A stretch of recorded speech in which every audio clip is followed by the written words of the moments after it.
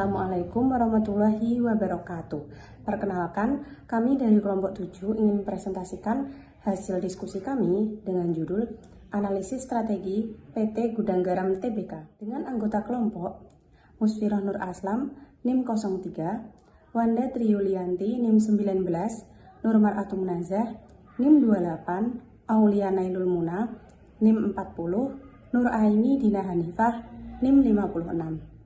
Deskripsi perusahaan didirikan pada tanggal 26 Juni 1958 oleh Tu Ing Hwi Surya Wonowijojo.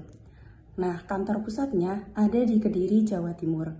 Status perusahaannya perusahaan publik tercatat di Bursa Efek Indonesia. Core bisnis perusahaan rokok kretek termuka di Indonesia. Portofolio mereknya ada Surya, Gudang Garam, Internasional, dan juga lain-lain. Kapasitas produksinya salah satu yang terbesar di Indonesia. Jaringan distribusi terluas di Indonesia hingga ke pelosok daerah. Visi dan misi PT Gudang Garam Tbk. Yang pertama yaitu ada visi menjadi perusahaan besar yang terpandang, menguntungkan, dan memiliki peran dominan dalam industri rokok domestik. Yang kedua yaitu ada misi menyediakan produk-produk inovatif bermutu tinggi yang memenuhi bahkan melebihi harapan konsumen sekaligus memberikan manfaat bagi semua stakeholder. Analisis eksternal makro pada bagian peluang. Yang pertama yaitu diversifikasi bisnis non-rokok melalui bandara Kediri dan infrastruktur yang memberikan dampak kontribusi lebih dari 10%. Yang kedua yaitu inovasi produk dan varian baru yang memiliki target pertumbuhan 5-8%. Yang ketiga yaitu distribusi digital dan e-commerce yang memiliki tambahan jangkauan sebesar 10-15%. Dan yang terakhir yaitu kolaborasi dengan komunitas atau influencer yang memiliki dan menaikkan brand awareness sebesar 20%. Analisis eksternal makro pada bagian ancaman.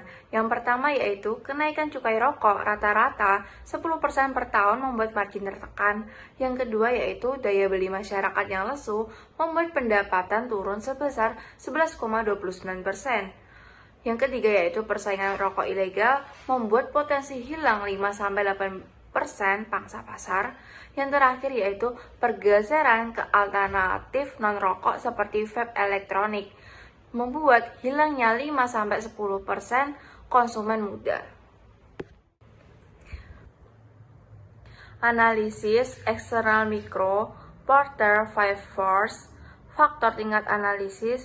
Yang pertama yaitu ancaman pendatang baru, tingkatnya rendah, adanya regulasi yang ketat, modal besar, dan loyalitas konsumen yang kuat. Yang kedua yaitu ada kekuatan memasok, tingkatnya sedang, adanya kemitraan jangka panjang dengan petani, dan fluktuasi harga. Selanjutnya, ada ancaman produk substitusi cukup tinggi. Ini karena banyak pilihan alternatif seperti vape, rokok elektrik, produk nikotin rendah, dan tren hidup sehat yang membuat orang mulai meninggalkan rokok konvensional. Dan yang terakhir, persaingan di industri sangat ketat. Ada 3 pemain besar yaitu PT Gudang Garam, PT Jarum, dan PT Sempurna. Mereka bersaing satu sama lain sehingga perusahaan harus terus inovatif untuk mempertahankan pasar. Analisis internal. Pada bagian kekuatan, perusahaan memiliki beberapa poin positif. Yang pertama, ekuitasnya sangat besar, yaitu lebih dari 61 triliun, menunjukkan pondasi keuangan yang kuat. Yang kedua, kas dan setara kas juga tinggi, hampir 4 triliun, sehingga perusahaan punya likuiditas yang aman. Yang ketiga, nilai Alman Z-Corp di atas 2,5. Artinya, kondisi finansial perusahaan dinilai sehat dan jauh dari resiko bangkrut. Yang keempat, saham perusahaan saat ini tergolong undervalued dengan PBV 0,27 yang menunjukkan harga masih lebih murah dibanding nilai buku. Dan yang terakhir, total liabilitas perusahaan turun hingga 5,8% dibanding akhir tahun 2024, menandakan pengelolaan utang yang semakin membaik. Selanjutnya, di bagian kelemahan, kondisi perusahaan menunjukkan tekanan yang cukup besar. Yang pertama, laba bersih turun sangat tajam, lebih dari 87% dibanding tahun lalu. Yang kedua, pendapatan juga turun sekitar 11%, dari 50 triliun menjadi 41 triliun. Yang ketiga, laba usaha ikut melemah hingga 68%, menandakan operasional perusahaan sedang tidak optimal. Keempat, total aset perusahaan juga menyusut sekitar 6% dibanding akhir tahun 2024, sehingga kekuatan aset ikut berkurang. Dan terakhir, EPS atau laba per tahun turun drastis dari 481 menjadi 61. Selanjutnya ada analisis SWOT atau matriks. Pada bagian SWOT, kita merangkum kondisi perusahaan secara keseluruhan menjadi 4 bagian. Yang pertama, strength. Perusahaan mempunyai ekuitas dan kas yang kuat, kondisi finansial yang aman, dan utang masih terkendali. Yang kedua, weakness. Kita melihat beberapa tantangan internal seperti laba yang turun drastis, pendapatan yang menurun, dan EPS yang ikut anjlok. Yang ketiga, opportunity. Perusahaan masih mempunyai peluang untuk berkembang lewat diferensial bisnis, inovasi baru, dan ekspansi ke pasar ekspor. Yang keempat, threat. Perusahaan perlu mewaspadai risiko seperti kenaikan biaya cukai, daya beli masyarakat yang semakin merendah, dan keberadaan rokok ilegal.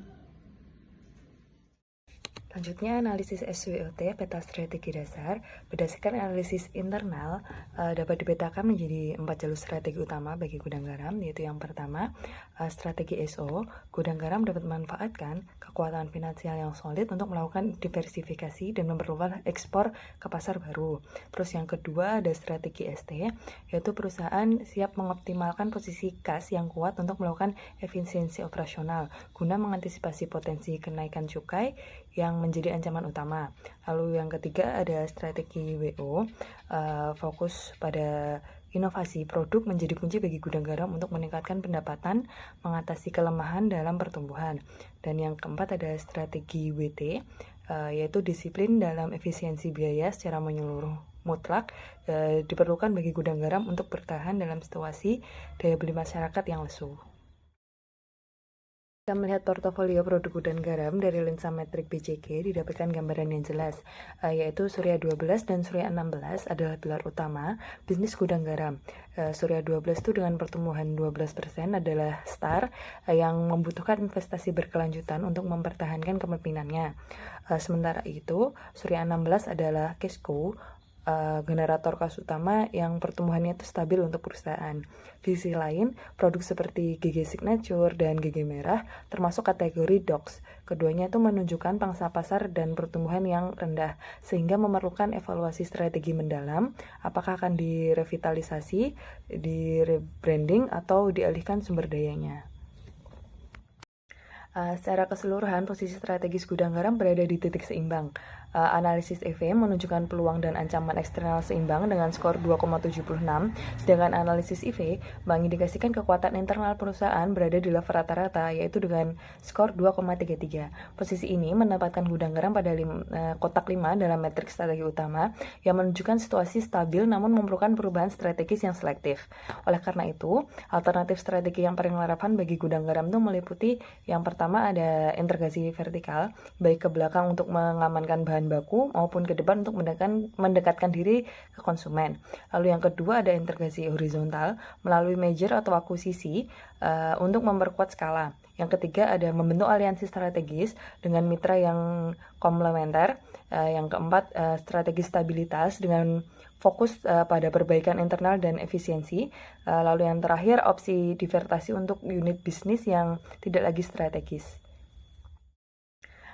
Pada tabel ini ditampilkan hasil evaluasi kelayakan dari beberapa alternatif strategi. Terdapat 5 strategi yang dianalisis. Integrasi vertikal atau backward memperoleh rasio paling tertinggi yaitu di angka 0,86 sehingga masuk kategori sangat layak. Integrasi horizontal dan aliasiasi strategi berada pada kategori layak. Kemudian stabilitas berada pada kategori cukup layak. Sementara itu, divestasi memiliki rasio terendah dan dinilai tidak layak. Berdasarkan hasil tersebut, strategi dengan potensi terbaik adalah integrasi vertikal. Berdasarkan hasil evaluasi sebelumnya, strategi yang dianggap paling layak untuk diterapkan adalah integrasi vertikal atau backward. Strategi ini mendapatkan nilai kelayakan tertinggi dan memberikan beberapa keuntungan penting bagi perusahaan. Melalui integrasi vertikal, perusahaan dapat menjamin stabilitas pasokan bahan baku, meningkatkan efisiensi biaya produksi, serta mengurangi ketergantungan terhadap pemasok.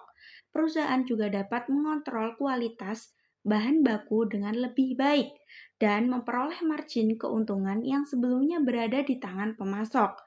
Dengan berbagai keunggulan tersebut, integrasi vertikal menjadi strategi yang paling tepat untuk diambil. Pada slide ini ditunjukkan hasil pengecekan kondisi untuk penerapan strategi integrasi vertikal.